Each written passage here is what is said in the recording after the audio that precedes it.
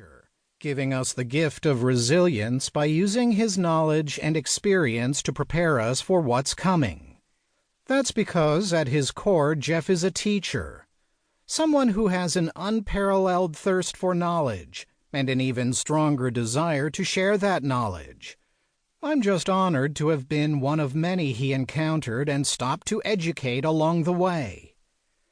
As the future of work has turned from an idea discussed amongst futurists to a reality now accepted by even the most change-resistant organizational leaders, we need teachers and guides more than ever.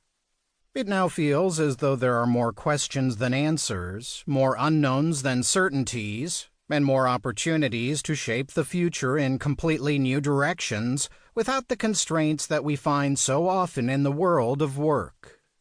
I feel an urgency to make sense of our fast-changing world and discern the opportunities that lie ahead, especially for my son Robbie, almost 2 as I write this.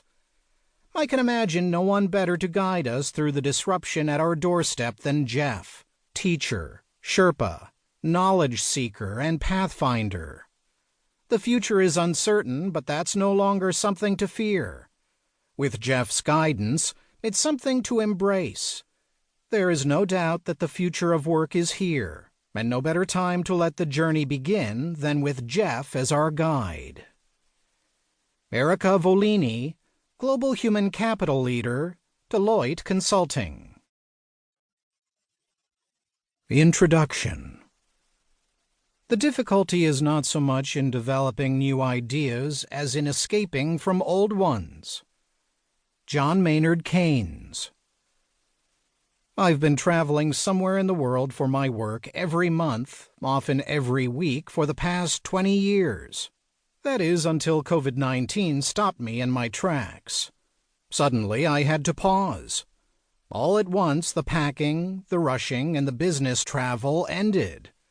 I had no idea that my trip to Israel in early March, leading a global panel on the future of work, would be the last time I would board an international flight in 2020. A few days after returning home to New York City from Tel Aviv on March 3rd, my workplace relocated from the Deloitte consulting offices at Rockefeller Center to my small home office on the Upper West Side of Manhattan. As I sheltered in place along with the rest of the world, tracking the sobering devastation wrought by the pandemic, I had the chance, perhaps for the first time in my career, to stay in one place for longer than a few weeks and reflect on the changes underfoot and ahead.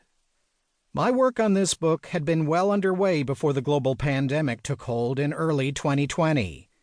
However, there's no doubt that it brought a new sense of urgency to my exploration of the future of work that had begun 7 years earlier. The need to shift to new ways of working, new frames, new expectations, and new possibilities was accelerated by the pandemic. At a time that technologies, including artificial intelligence, are ubiquitous and to some represent a threat to jobs and livelihoods, we have also witnessed our fundamental vulnerability as humans exposed by a virus that has already killed more people in the United States than all the wars since World War II. What I have discovered about the future of work, as a global and U.S. pioneer and leader for the future of work practice with Deloitte Consulting, in interviews with dozens of leading experts in the field, and in my conversations with business leaders across the globe, is that, above all else, it celebrates our essential human capabilities: innovation, creation, ingenuity, entrepreneurship, empathy, caring, and relationships. Though the future of work is shorthand for some for the robots are taking our jobs, what has emerged for many is a growing belief that innovation and creativity will indeed rule the day. We can only automate processes, reduce costs, and increase speed so much. Eventually, we will need to create something new. We will need to innovate. And that's what many of us did in ways small and large during the COVID-19 outbreak. I continued to work with clients and colleagues around the world, no longer in person but over Zoom, WebEx, and similar platforms, while spending every